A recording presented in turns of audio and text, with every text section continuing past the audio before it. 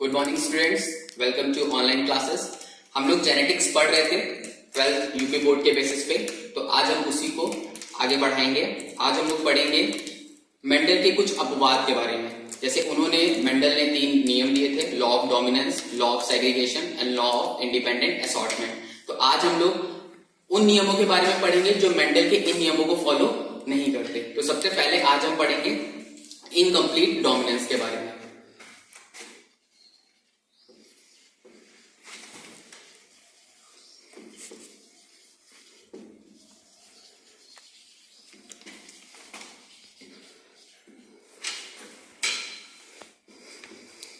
Incomplete dominance, जिसे हम लोग बोलते हैं अपूर्ण अप्रभाविता का नियम।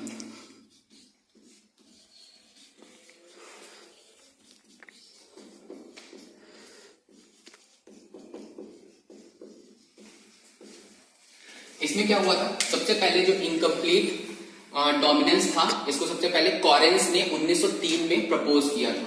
1903 में कॉरेंस नामक एक साइंटिस्ट थे, उन्होंने इसके बारे में बताया। और किस पे एक्सपेरिमेंट किया था?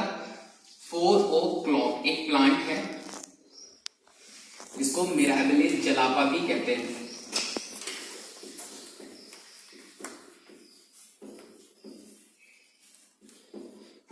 मिराबिले जलापा इसका बॉटनिकल नाम है। 4 o'clock प्लांट भी इसको कहते हैं। ठीक है, इसमें क्या हुआ था, इसमें उन्होंने बताया कि एक रेड और व्हाइट, इन्होंने रेड और व्हाइट फ्लावर का क्रॉस कराया और हमारा प्लांट क्या, फ्लावर क्या मिला या हमको प्लांट कैसा मिला? ऐसा प्लांट मिला जिसमें क्या था, पिंक कलर के फ्लावर थे।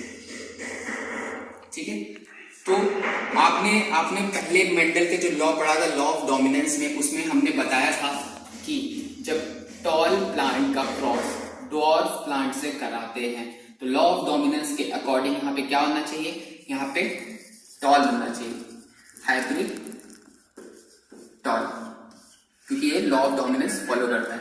लेकिन यहाँ पे क्या था, यहाँ पे रेड और व्हाइट का क्रॉस कराया था, हमारे पास कैसा बना, पिंक बना। पिंक क्या है, क्या रेड की तरह है? नहीं। व्हाइट की तरह है? नहीं। पिंक जो है वो इसका मिक्सअप है, इसलिए यहाँ पे ये डोमिनेंस को फॉलो नहीं करता। तो यहाँ पे ये क्या हो गया, इसका अपवाद हो गया, ये अलग तरीके का नियम बनता है, इसीलिए इसको क्या बोलते हैं, इनकम्प्लीट डोमिनेंस। ठीक है, अगर आप इसको जेनेटिकली देखना चाहते हैं या फिर जीनोटाइप में देखना चाहते हैं, तो मान लीजिए इसको हमने कैपिटल आर से रिप्रेजेंट कर दिया, इसको स्मॉल आर से रिप्रेजेंट कर दिया।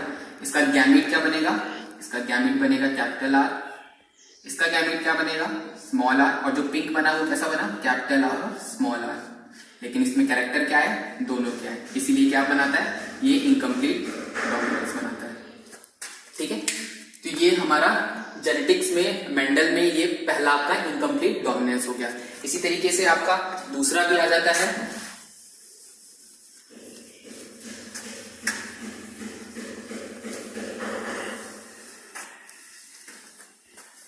दूसरे में आप पढ़ते हैं सप्रभाविता का नियम। सप्रभाविता का नियम, जिसे आप कोडोमिनेंस भी कहते हैं।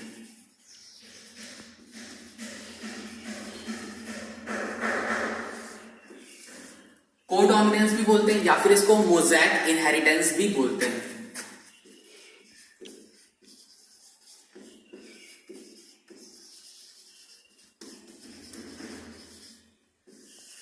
मोज़ैक इनहेरिटेंस, मोज़ैक आप लोग जानते होंगे कि जब भी कभी आपने देखा होगा कि फर्श बनती है, कभी फर्श पे छोटे छोटे मोज़ैक की तरह संरचना होती है। देखा होगा आप लोगों ने कि जैसे मान लीजिए कोई भी ये फर्श है, उस पे ये ऐसे करके पेबल्स टाइप के छोटे छोटे कंकड़ जैसी संरचना होती है ना, तो इसी को मोज़ैक बोलते हैं। मोज़ैक वाली सरफेस आपको मिलती होगी घर पे या कहीं पे बिल्डिंग पे, कोई भी अपनी जो फर्श है वो मोज़ैक की तरह बनवाता है, तो मोज़ैक मतलब इसी तरीके की कोई संरचना को, उसको मोज़ैक बोलते हैं। ठीक है, तो इसमें क्या होता है, मोज़ैक इनहेरिटेंस, ये सप्रभाविता के नियम में ये एक्सपेरिमेंट जो है वो रैट पे या फिर बोल लीजिए कैटल्स पे किया जाता है, मवेशियों पे किया जाता है। इसमें क्या होता है कि मान लीजिए कि कोई ब्राउन का एनिमल है उसका क्रॉस किसी ब्लैक के साथ करा दिया जाए, ठीक है, तो इसमें जो आपकी ब्रीड बनेगी, जो नई ऑफ स्प्रिंग बनेगी, वो कैसी होगी? वो ब्राउन एंड ब्लैक दोनों तरीके की होगी। अब कुछ आपको एग्जांपल नहीं समझ में आ रहा होगा तो आप ऐसे समझ सकते हैं कि कुछ आपने ऐसे पेट्स देखे होंगे, एनिमल्स देखे होंगे जिनमें क्या है, बीच बीच में ब्राउन कलर के पूरे एनिमल्स हैं। मान लीजिए कि ये कोई डॉग है या कोई भी एक पेट है, ठीक है, ये क्या है, ब्लैक कलर का है, ठीक है, और बीच बीच में आपने देखा होगा कि इसमें क्या है, व्हाइट व्हाइट कलर के पैचेस मिलते हैं, व्हाइट व्हाइट कलर के धब्बे मिलते हैं या कोई और कलर के भी धब्बे मिलते हैं। तो इस तरीके का जो एग्जाम्पल होता है, इस तरीके का जो आपको ये फेनोमेना दिखता है, वो कैसा दिखता है? सप्रभाविता का नियम होता है, कोडोमिनेंस का, क्योंकि इसमें दोनों के कैरेक्टर दिखाई देते हैं, ठीक है, आने वाली पीढ़ी में। इसमें आप और भी एग्जांपल समझ सकते हैं कि roan coat colour in rabbit, ये आपके एग्जांपल है, और blood group AB blood group आपने देखा होगा ना, इसमें क्या है, ए भी डोमिनेंट है, बी भी डोमिनेंट है और दोनों के कैरेक्टर पाए जाते हैं। तो ये किसमें आता है?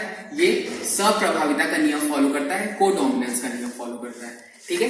आई होप कि आपको समझ में आ गया होगा ये। इसके बाद हम लोग पढ़ते हैं लीथल जीन्स के बारे में। लीथल जीन्स क्या होते हैं या ये कौन सा नियम फॉलो करता है? इसको बोलते हैं घातक या मृत्युकारी, मृत्युकारक, या इनको बोलते हैं लीथल जीन्स।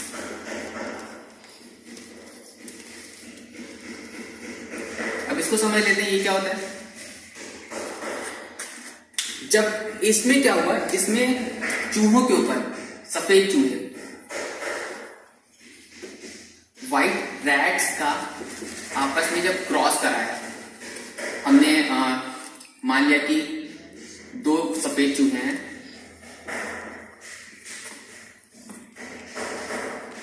सफेद का सफेद से क्रॉस कराया, तो जब हमको इनके ऑफ स्प्रिंग्स मिली, जब नई संतानें मिली, तो उसमें हमने देखा कि सफेद और भूरे दोनों ही प्रकार के चूहे मिले हमको। जब दोनों ही प्रकार के चूहे मिले तो फिर हमने ये जाना कि इसमें, और फिर उसके बाद हमने फिर क्या एक्सपेरिमेंट करा, फिर हमने भूरे भूरे का कराया, मतलब ब्राउन ब्राउन रैट का कराया। जब ब्राउन रैट से कराया, भूरे का भूरे से कराया, तो हमको सिर्फ भूरा ही मिला। तो ये बात वैज्ञानिकों को नहीं समझ में आई और फिर उन्होंने क्या किया, उन्होंने ये देखा कि सफेद का सफेद में क्रॉस कराने पे सफेद और भूरा दोनों मिल रहा है और भूरे का कराने पे भूरा मिल रहा है, तो ये कैसे पॉसिबल है। तो उन्होंने क्या किया, उन्होंने सफेद का जो जब ग्रोथ स्टेज में थे, जब बच्चे क्या थे, जब भ्रूण अवस्था में थे, तो उसको उन्होंने जेनेटिकली रिसर्च किया और देखा कि कुछ जो सफेद चूहे हैं वो बचपन में ही, भ्रूणावस्था में ही उनकी क्या है, मृत्यु हो जाती है। तो ऐसा इसीलिए होता है क्योंकि कुछ जीन्स ऐसे होते हैं जो भ्रूणावस्था में ही उनकी मृत्यु हो जाती है, वो अपने एक्सप्रेशन क्या है, वो आगे नहीं कैरी फॉरवर्ड हो पाते हैं और जिसकी वजह से क्या है, उनकी डेथ हो जाती है। इनको हम जेनेटिकली रिप्रेजेंट करके देख लेते हैं कि क्या कैसे होता है।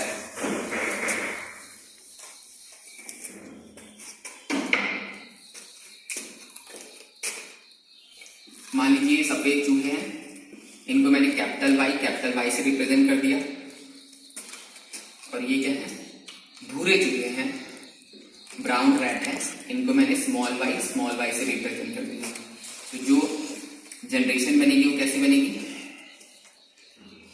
वो बनेगी कैपिटल वाई स्मॉल वाई। ये कैसे होंगे, ये हमारे सफेद होंगे, ठीक है। अब जब इनका क्रॉस हमने कराया आपस में,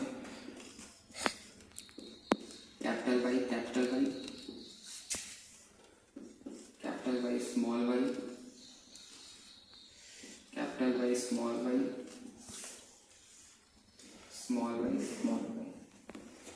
जब हमने आगे इनको जेनेटिकली देखा तो हमने देखा ये कैसे हुए, ये हमारे वाइट हुए,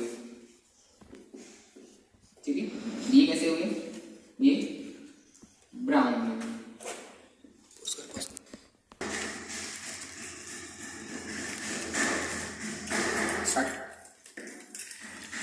तो देखिए ये हमारा क्या हुआ, ये वाइट हुआ, ये वाइट है, ये ब्राउन है, लेकिन ये जो है ये हमारा डोमिनेट जीन है, और डोमिनेट जीन जो होते हैं इस केसेस में ये क्या है, ये सरवाइव नहीं करते, ये लीथल हो जाते हैं, घातक हो जाते हैं, जिसकी वजह से क्या है, इनकी भ्रूणावस्था में ही मृत्यु हो जाती है। इससे ये पता चलता है कि जो ये सफेद चूहे थे ये एग्जिस्ट ही नहीं कर पाते, क्यों, क्योंकि इनकी एम्ब्रियोनिक स्टेज में ही, भ्रूणावस्था में ही मृत्यु हो जाती है। इसी वजह से इसको क्या नाम दिया, घातक या मृत्यु कारक जीन। ये इस कैपिटल वाई इस जेनेटिक रिप्रेजेंटेशन के जो चूहे थे वो एग्जिस्ट ही नहीं कर पाते थे, आने जनरेशन में आ ही नहीं पाते थे, जिसकी वजह से क्या है, हमको व्हाइट चूहों का क्रॉस जब कराते थे, व्हाइट का व्हाइट से कराते थे तो हमको ब्राउन भी मिलता था, और ब्राउन का ब्राउन से कराते थे तो हमको ब्राउन मिलता था, लेकिन प्योर हमारे पास था ही नहीं, जिसकी वजह से हमको व्हाइट का चूहा व्हाइट मिलता ही नहीं था। ठीक है, आई होप कि आपको समझ में आ गया होगा। उसका रीजन ये था क्योंकि हमारे पास डोमिनेटिंग जीन वाले जो जीन्स थे, चूहे थे, वो एग्जिस्ट ही नहीं कर पा रहे थे, एम्ब्रियोनिक स्टेज में ही उनकी डेथ हो जा रही थी। ठीक है, इसीलिए इनको क्या बोला, घातक और मृत्यु कारक जीन बोला, क्योंकि ये भ्रूणावस्था में ही ऐसी कंडीशन में चूहों की मृत्यु हो जा रही थी। आगे हम लोग पढ़ते हैं मल्टीपल एलेलिज्म के बारे में।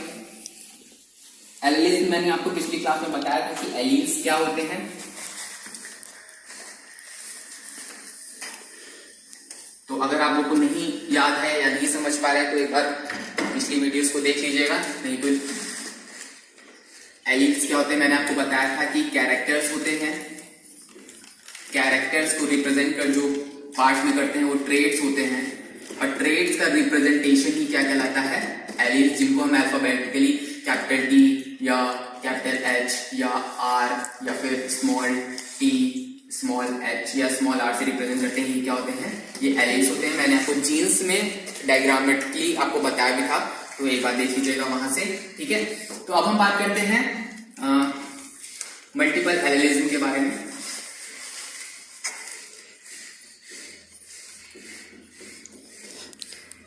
मल्टीपल एलेलिज्म ये कौन सी कंडीशन होती है, तो मल्टीपल एलेलिज्म जो होता है वो आपके जो ब्लड होते हैं, रक्त, उसमें जो आपका रक्त का आपने देखा होगा कि किसी का ए होता है ब्लड ग्रुप, किसी का बी होता है, किसी का ओ होता है, तो ये जो एक जनरेशन से दूसरे जनरेशन में ब्लड ग्रुप्स ट्रांसफरिंग होती है, ये मल्टीपल एलेलिज्म की वजह से होती है। मल्टीपल एलेलिज्म जो होता है इसमें, जैसे कि नाम में है मल्टीपल एलेलिज्म, इसमें क्या है, कोई भी कैरेक्टर दो एलेलिज्म पे ना डिपेंड होकर मोर देन 2 एलेलिज्म पे डिपेंड होते हैं।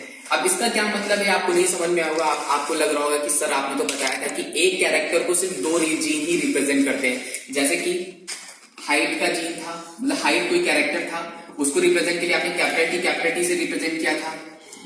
हाइट में आप ऐसे कर लीजिए, हाइट में टॉल और ड्वार्फ, तो टॉल के लिए आपके लिए कैपिटल टी और ड्वार्फ के लिए स्मॉल टी, या टॉल के लिए आपने बोला था कैपिटल टी स्मॉल टी, ऐसी कंडीशन भी आई थी ना, जिसमें आपने बोला था कि प्योर टॉल के लिए कैपिटल टी और ये हाइब्रिड टॉल के लिए कैपिटल टी स्मॉल टी, मतलब 2 जीन्स हैं, सभी में 2 जीन्स हैं। ठीक है, तो आपने बोला मल्टीपल एलेलिज्म में ब्लड ग्रुप है, तो इसमें देखिए एक एनिमल में सिर्फ एक ही कैरेक्टर में सिर्फ 2 जीन्स आएंगे, लेकिन अगर आप पॉपुलेशन में बात करेंगे, जब पॉपुलेशन में बात करेंगे, मोर देन 1 पीपल बात करेंगे, तो आपका क्या है, तब आपका मल्टीपल एलेलिज्म आएगा। ठीक है, एक से ज्यादा आपको जीन्स दिखेंगे एक कैरेक्टर के लिए। ये बात आपको धीरे धीरे समझ में आएगी जब मैं आगे आपको बताऊंगा। ठीक है, तो इसमें कौन कौन से एलील होते हैं, जीन्स कौन कौन से होते हैं, तो आपका एक जीन होता है आई ए, एक जीन होता है आई बी, और एक और जीन होता है आई ओ। ठीक है, अब देखिए ये कैसे रिप्रेजेंट करते हैं। ठीक है, इसमें से आई ए, आई बी, आई ओ, ये दोनों कैसे होते हैं, ये डोमिनेटिंग होते हैं, डोमिनेंट होते हैं। ठीक है, ये कैसा होता है? ये रेसेसिव होता है। ठीक है, और डोमिनेंट और रेसेसिव पता है, ये डोमिनेंट मतलब इस जीन्स पे पूरा प्रभाव होगा, ये जीन इसके और इसकी प्रेजेंसी में अपना इफेक्ट नहीं शो करेगा, लेकिन ये दोनों जीन्स अपने प्रभाव को इस पे शो करेंगे। अगर ये दोनों आपस में भी होंगे तो ये दोनों ही अपने प्रभाव को शो करेंगे।